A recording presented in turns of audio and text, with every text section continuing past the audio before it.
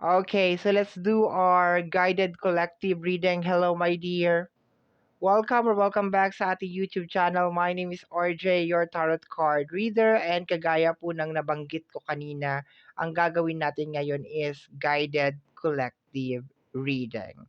Sa mga hindi pa po familiar kung paano nagwo-work ang ating guided collective reading, papaliwanag ko po ng mabilisan. Dalawa ang kailangan natin para mabuo ang reading na 'to. Una, message galing sa aking mga spirit guide and message galing sa ating mga cards. So, ang gagamitin natin ngayon is tarot card and oracle card. Okay? So, pagsasamahin natin 'yan and then mabubuo na natin ang ating guided collective reading. Okay. So bago tayo mag-proceed or magpatuloy sa ating reading, hayaan niyo po na kunin ko itong pagkakataon na ito na magpasalamat. Maraming salamat po sa ating mga abangers, sa mga walang sawang naghihintay at nag-aabang ng kanilang mga readings. Thank you very much. Gusto ko rin pong pasalamatan yung ating mga bagong subscribers. Hello my dear, welcome po sa ating channel. I hope na mag-enjoy po kayo dito. At sana yung mga readings na ginagawa ko ay nakakatulong po sa inyo or nakakatulong po sa ating lahat. Okay. So, ang message na na-receive ko is a form of distraction, my dear. Actually, maraming energy. Sobrang dami, pero iisa lang ang pinopoint. Distraction. Gusto kang i-distract sa kung ano yung ginagawa mo ngayong araw na ito. Distraction para hindi ka makapag-focus. I can also feel some trigger. No, meron mga energy na gusto kang i-trigger. Okay? Pero ang pinaka-point nun, my dear, is hindi mo mahiyakbang yung paa mo. Like, yung isang buong araw is maging corrupted. Ma-paralyze yung isang buong araw. Yun yung pinaka-motive or pinaka-agenda. And napakarami kong nare-receive na parang pamamaraan kung paano ginagawa to. Merong biglaang ingay, merong kung ano-ano, my dear. Pero kahit ano pa man yung ginagawa nila, it is just a form of distraction. Okay? Para ma-trigger kung ano man yung dapat na ma-trigger, mawala yung focus mo, may stress ka, ma-pressure ka. Okay. Let me see, my dear. Tingnan natin. Ka-clarify natin yon. Kasi yun ang nare-receive ko talaga. Distraction. Gusto kang i-distract ngayong araw na to, my dear. Gusto na maging useless, yung araw na to maging walang kwenta para sa'yo. Or maramdaman mo na walang kwenta tong araw na ito. Pinabababa ang energy mo. Biglaan ka ba nakakaranas ng over fatigue ngayong araw na ito? O yung typical na parang nawawalan ka ng gana, lack of motivation, okay? Yung alam mo na meron kang gagawin pero para kang tinatamad, okay? Alam mo na. Mararamdaman din ng iba sa inyo yung parang ang hirap-hirap ninyong ihakbang yung mga paa ninyo. Or ang hirap-hirap ninyong kontrolin yung mood ninyo. Okay? So tingnan natin, my dear, clarify natin yung message. Pahingi po kami ng 6 cards. The King of Swords.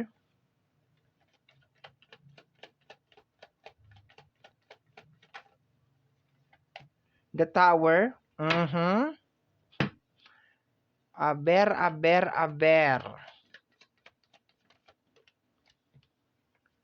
The Five of Pentacles. Well.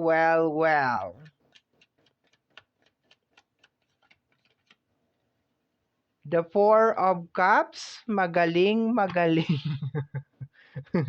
Ayan na. Teka lang. Next. 6 na card lang to, my dear. Lalatag ko na. Oh, the Page of Sword. Mga matang nanlilisik, nagmamasid. Mabulag ka sana. Okay. Let me see. The 9 of Sword. Ay. Ay.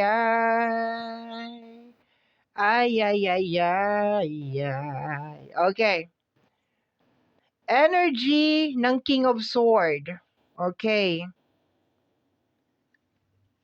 Siya yung nagpapadala ng negative energy ngayong araw na ito para mag-tower. Kina-clarify nitong dalawang card na to yung sinabi ko kanina. Para itong isang buong araw na to is maging walang kwenta. Wala kang magawa. Si King of Swords na may kagagawan. To the point na marami tayong sword over here na possible na this is a psychological warfare, psychological attack. Okay?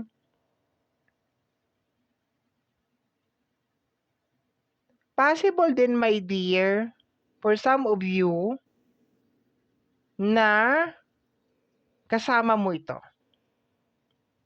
Okay? Kasama mo, like, magbibigay ako ng example. Like, may kasama ka na walang ginawa kundi humikab ng humikab. Tapos mamaya wala ka ng gana. Wala siyang ginawa, hikab siya ng hikab. Buong araw, hikab siya ng hikab. Sa harapan mo, hikab siya ng hikab. Tapos, pag kumilos siya, parang tamad na tamad. Nakakahawa yun. That is a one way of psychological manipulation. Kasi based sa card natin, posibleng kasama mo siya buong araw.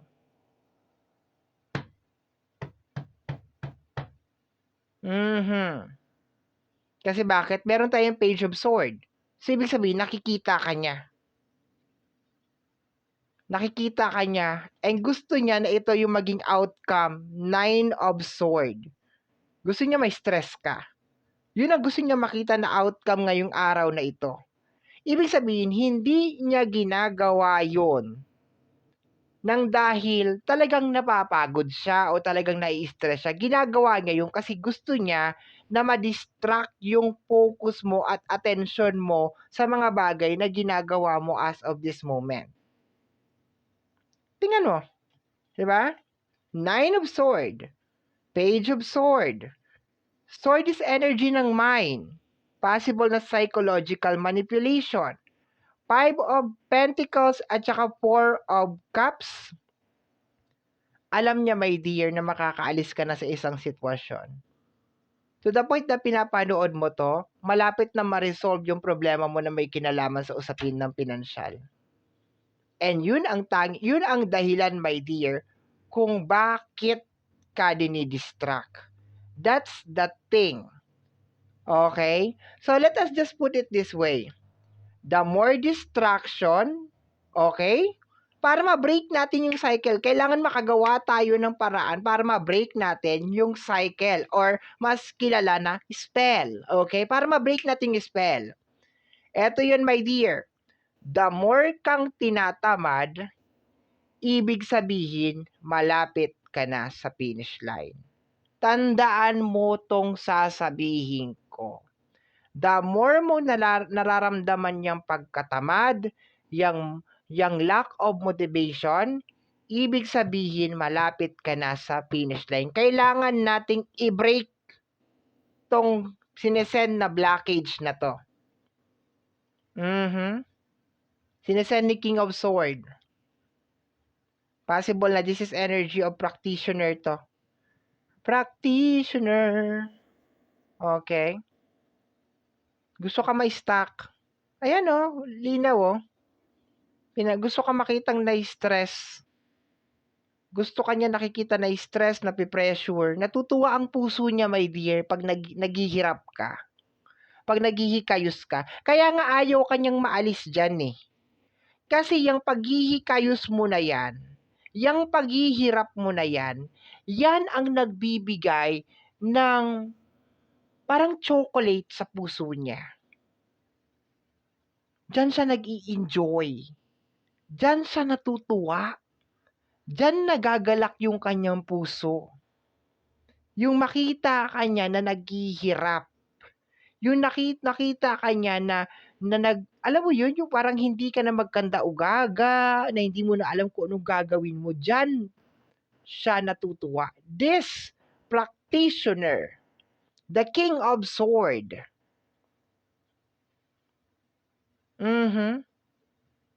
Master of Psychological Warfare. Pak you ka. Joke lang. Okay. Minsan hindi mo maiwasan. Minsan 'di ba? Aminin mo o hindi, magtatanong ka, bakit? Ako nagtatanong ako hanggang ngayon, may dear, nagtatanong ako, bakit may mga tao na ganito? Bakit may mga tao na parang, alam mo yun, tuwang-tuwa sila at galak na galak yung kanilang puso na nakakakita ng tao na nahihirapan. Yes! Sadista, sabihin na lang natin, mga sadista sila, 'di ba?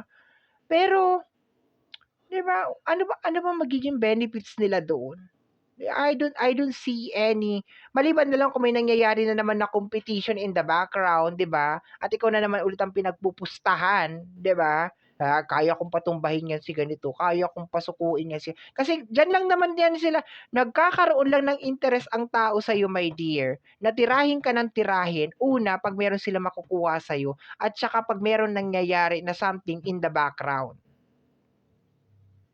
Which is most of the time, sa mga usapin ng witchcraft at saka ng mga may pustahan na nangyayari. Kung sino ang unang magpapatumba kay ganito, kay ganyan at kay ganon. Hindi mo alam yan, di ba? Totoo yan. Kaya magtataka, bakit ako? Bakit sa dinami-dami ng kasi nga, may pustahan na nangyayari. Ganon. Okay, anyway, wag na natin pag-usapan yung pustahan na yan. Okay, tingnan natin. Let's go tayo, my dear. Clarify natin tong energy. Energy. Tingnan natin. Kaya pala ngayong araw na to parang kakaiba yung pakiramdam ko. Pero hindi naman ako apektado. Hindi ako apektado kasi marami naman akong nagawa. 'Di ba? Obvious naman 'yan. Makikita naman ninyo sa news, sa sa wall ko. Marami akong upload today. Okay? So hindi ako apektado, pero nararamdaman ko siya. Parang sabi ko, teka, parang may kakaiba. Pero alam ko hindi para sa akin. Alam ko para sa collective. At saka kung para sa akin yon, ay pasensya ka, nagsasayang ka lang ng oras. Hindi mo ako mapipigilan. Let me see, my dear. Let's go tayo. Paki-clarify po ang aking mga tarot card. We have here, somebody is really pissed off. Dapat lang. Because they cannot come back into your life. Galit na galit. Si King of Sword ay galit na galit at gustong manakit. Kaya wala siyang magagawa kung hindi kontrolin ka na lang. Okay? Kontrolin ka na lang. Alam mo, my dear, may mga tao na gusto nila manatili ka sa baba. Kasi pag nasa baba ka, madali kang kontrolin. To the point na sinabi ko sa iyo, my dear, na malapit ka na makaalis dyan sa sitwasyon na kinabibilangan mo na may kinalaman sa usapin ng pinansyal. Isa sa kinakatakot nila, my dear, or kinakatakot nitong, kasi isa lang siya na nakikita ko over here. Pero most of the time, meron pa tong mga galamay. Okay, meron pa tong mga branches. Okay, pero iisa lang siya na nakikita ko. So therefore, siya lang ang titirahin natin ngayon. Okay? Minsan ang kinakatakot nito is yung typical na makaalis ka dyan sa sitwasyon na yan. Na umangat ka, magkapera ka, makahanap ka ng mga tao na tutulong sa'yo, na i-enhance kung ano man yung dapat na i-enhance sa'yo, at mawalan na siya ng access sa'yo. Which is yun ang kinaiinis niya ngayon. Somebody is really pissed off because they cannot come back into your life. In short, hindi na siya makapasok sa buhay mo. Okay? Isa sa mga dahilan yun, my dear. Kung magtatanong ka, bakit? Bakit nila ako ina-attack and ina-attack? And isa to sa mga dahilan. Kasi hindi na sila makabalik sa buhay mo, 'di ba?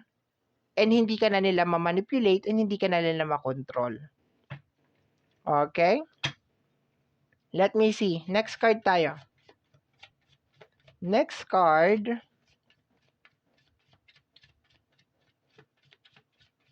Pero ako, lakas ng kutob ko, my dear. Paalis ka na dyan sa kung ano yung problema mo na yan. Kaya dire-diretso ka lang, huwag kang magpapadistract, huwag kang magpapadala.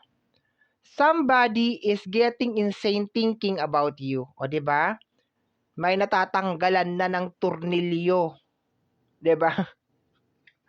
Ay, nako.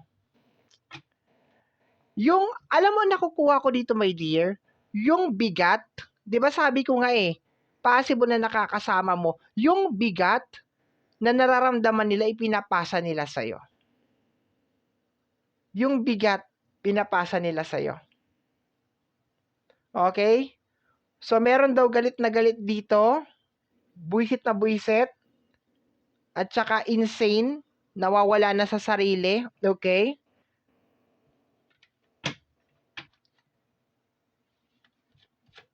Thinking about you.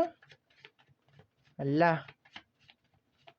Nakukrong-krong na yata ang mga practitioner. Ala. Tingnan natin ha. Na lumuluwag na yata ang mga tornilyo. Ano-ano kasi pinaggagawa Tingnan natin ha. Next card. Pakiramdam ko parang hindi nila kaya. Yung nakikita nila, hindi nila kinakaya. You are not alone. There is a whole future wait. Oh, di ba? You are not alone. There is a whole future waiting for you. Ibig sabihin, my dear, magbabago na ang buhay mo very, very soon. Magbabago na ang buhay mo very, very soon. And yun ang kinakatakot nila. Hindi nila nagugustuhan kung ano nakikita nila, my dear, ngayon. Kaya sabi ko nga sa'yo, the more ka nakakaramdam ng pagkatamad at pagkawala ng focus, lagi mong iisipin, my dear, malapit ka na sa finish line. So, wag kang hihinto. Keep on going, keep on moving, malapit ka na sa finish line. Okay?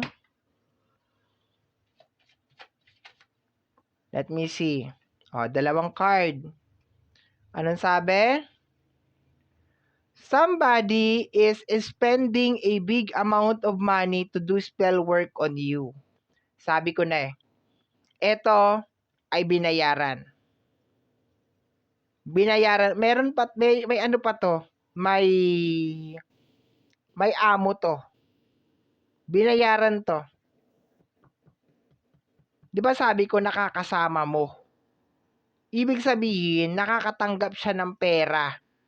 Nakakatanggap siya, binabayaran siya para pestehin ang buhay mo. Okay. Ngayon, naiinis tong practitioner na to, pissed off, because hindi kanya makontrol. Hindi kanya makontrol. Tapos somebody is getting insane.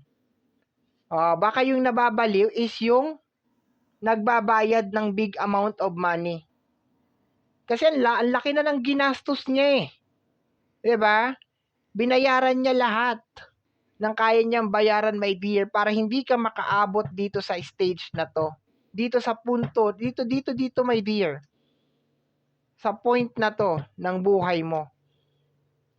Okay? Somebody is spending a big amount of money to do spell work on you. Pinapatrabaho ka. Oo. Next is verbal boundaries. Ito na lang siguro ang nawawala sa'yo, my dear. Verbal boundaries. Ang verbal boundary, my dear, is yung, pwedeng dalawa to eh. Pero mas ano to, my dear, doon sa mga naririnig mo na words. Okay? So, kinakailangan mo magkaroon ng verbal boundaries. Yung pag meron ka narinig na salita, i-correct mo kaagad. Kasi posibleng ang ginagamit nito is verbal boundaries. O, verbal. May mga words ka na naririnig sa kanya na parang hindi mo napapansin. Pero magkaroon ka ng boundaries pagdating sa mga verbal. No?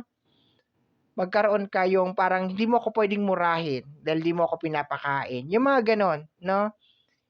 Hindi mo ako pwedeng sigawan. Huwag mo akong tatawagin na hoy, may pangalan ako. Yung mga ganon. Yan naman tinatawag na verbal boundaries. Okay? So, kinakailangan mo daw magkaroon ng verbal boundaries. Simula sa araw na to, kailangan mo aralin na magkaroon ka ng verbal boundaries na hindi ka nila pwedeng tawagin sa kung ano-anong pangalan dahil meron kang pangalan at hindi ka nila pwedeng bansagan ng mga kung ano-anong bansag. Kasi, yung mga bansag na yan, magpapababa yan ng iyong pagkatao. Diba? Magkaroon ka ng verbal boundaries. Let me see. Nalulugi na si mama. Bayad pa more.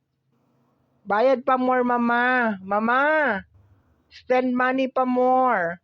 Bayad pa ng practitioner. Diba? Pag ang chosen one, maski anong gawin mo, makakarating at makakarating sa kanyang paroroonan. Pag ang Diyos na ang magplano, wala ka nang magagawa, maski gamitan mo pa ng pera. Nalulugi na si mama. Nalulugi na ang bruha. Walang ROI, walang return of investment. They cannot longer use your name against you. Wala na. Isa-isa nang nawawalan ng visa, my dear. Yung mga ginagawa sa'yo. Ngayon, ito ngayon nangyayari ngayon, my dear, pakiramdam ko is psychological warfare. Okay? Sabi ko nga sa'yo yung mga simple-simpleng mga pahikab-hikab, napapagod, yung mga ganyan, okay? Pero pakiramdam ko, kung meron mga tao na ginagamit yung pangalan mo, ginalagay sa ritual or something, anything, pangalan mo, wala na, hindi na siya gumagana. Kaya nga napoprostrate na si bruha, nabubwisit na si bruha. Somebody is very pissed off, galit na galit. At saka nakukrong-krong na si bruha over here. Kasi grabe ang laki ng pera na ginastos niya. Oo.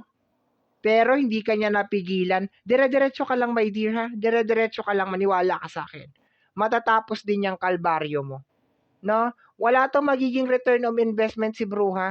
Mali ang kung ito siguro namili na lang ng lupa, 'di ba? Baka magkaroon pa ng 'di ba? Magkaroon pa ng balik. Namili ng lupa, nagpatayo ng bahay, 'di ba? Utak-utak lang ba pag may time? 'Di ba namili ka ng lupa, nagpatayo ka ng bahay, paupahan or something, nagnegosyo ka. Ang ginawa mo, nagbayad ka ng practitioner, 'di ba? Para pahirapan ng isang tao. Bakit? Dahil ayaw mo lang siyang makaalis sa isang sitwasyon. Dahil gusto mo lang talaga siyang maghirap. Ayan. Wala na. Wala na, my dear.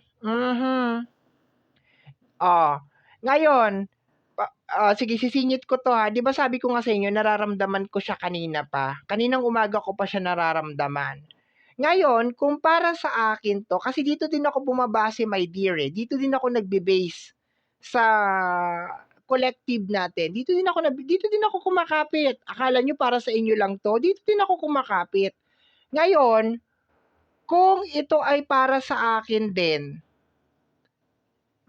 at kung talagang gumagana pa yan, kung sino man yung binayaran mo, animal ka, paano ko nagawang mag-upload ng 7 video sa loob ng isang buong araw?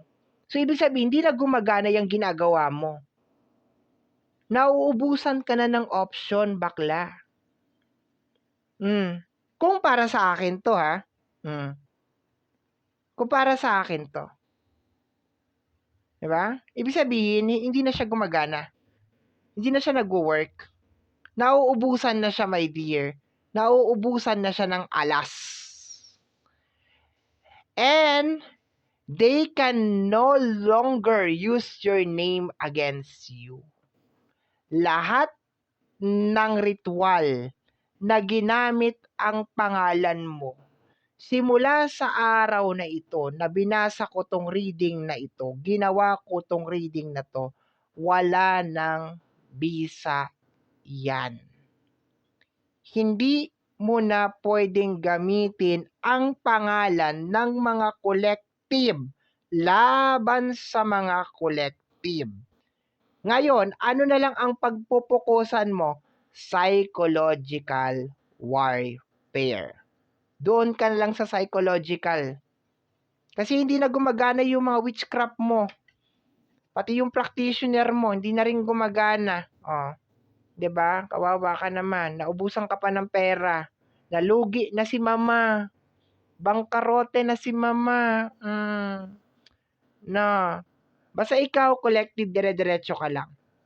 Ayan, no? Nakalagay dito, you are not alone.